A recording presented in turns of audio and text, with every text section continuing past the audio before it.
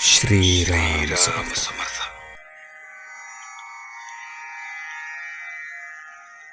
देहबुद्धीचा त्याग करावा.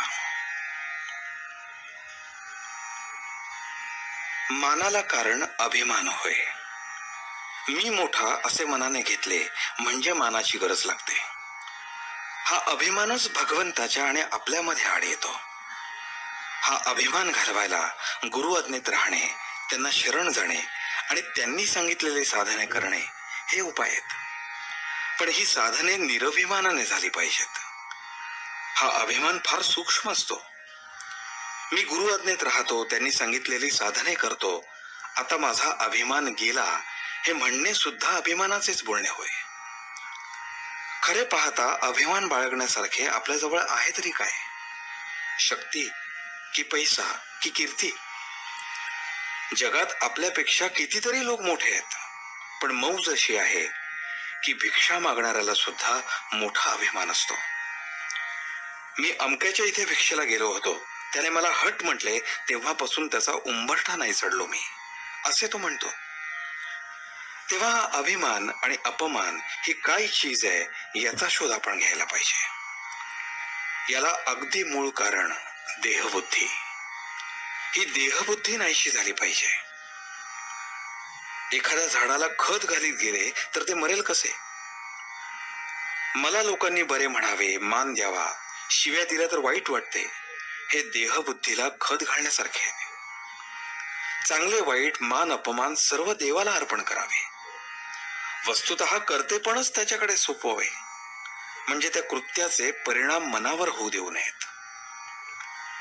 व्यवहारात थोडा अभिमान लागतो, पण तो केवळ कारणापुरता असावा. वरिष्ठाने नोकरांशी वागताना अभिमान पाहिजे, पण तो तितक्याच पुरता, त्याचा मनावर परिणाम होऊ देऊ नये.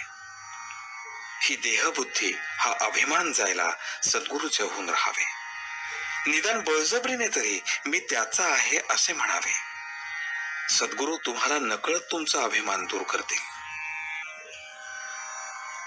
परमार्थात संतांचेच ऐकण्यात महत्व आहे. तिथे आईबापांचे का ऐकू नये?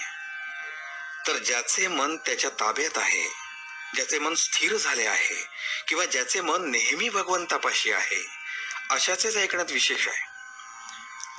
आपल्या देहबुद्धीची तरामोठी विलक्षण असते.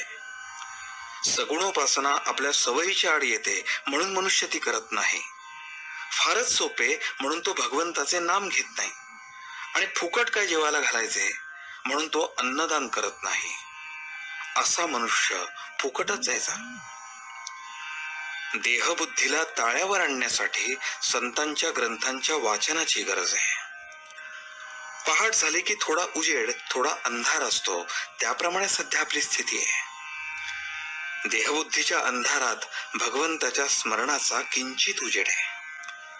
हा देहबुद्धीचा अंधकार जाऊन पूर्ण प्रकाश दिसायला भगवंताच्या अनुसंधानासारखा दुसरा कोणता उपाय असणार? आजचे बोधावचन. मीपणाची आणि अभिमानाची पूर्णाहुती देणे हाच खरा यज्ञ होय. जानकी जीवन स्मरण. जय जय राम.